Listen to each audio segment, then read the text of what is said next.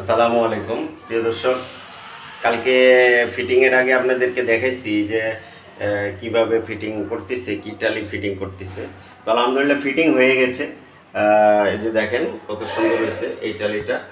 Border দেওয়া হয়েছে, এই যে দেখেন এইটা বর্ডার দেওয়া হয়েছে। তো বর্ডারগুলো অবশ্যই কেমন হয়েছে এটা আপনারা বলবেন, ঠিক আছে।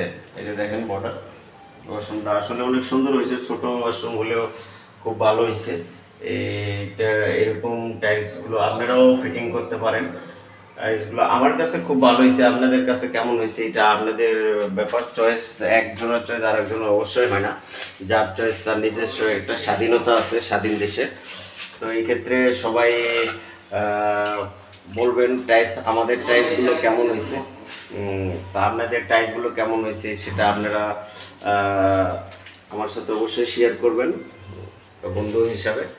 তো আপনারা চাইলে যদি ভালো লাগে তো এরকম টাইলস লাগাবেন। আমরা একটু গ্যাপ দিছি, যদিও বা এটা লেজার কাটিং টাইলস, এটা লেজার কাটিং টাইলস আমরা গ্যাপ দিছি।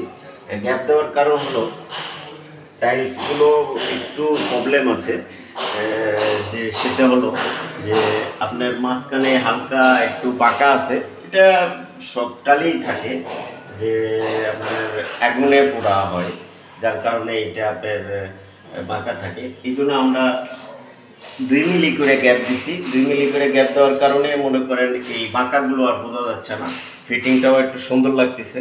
তো আপনারাও এই পদ্ধতি ব্যবহার করতে পারেন। তো সবাই ভালো থাকেন, সুস্থ থাকেন।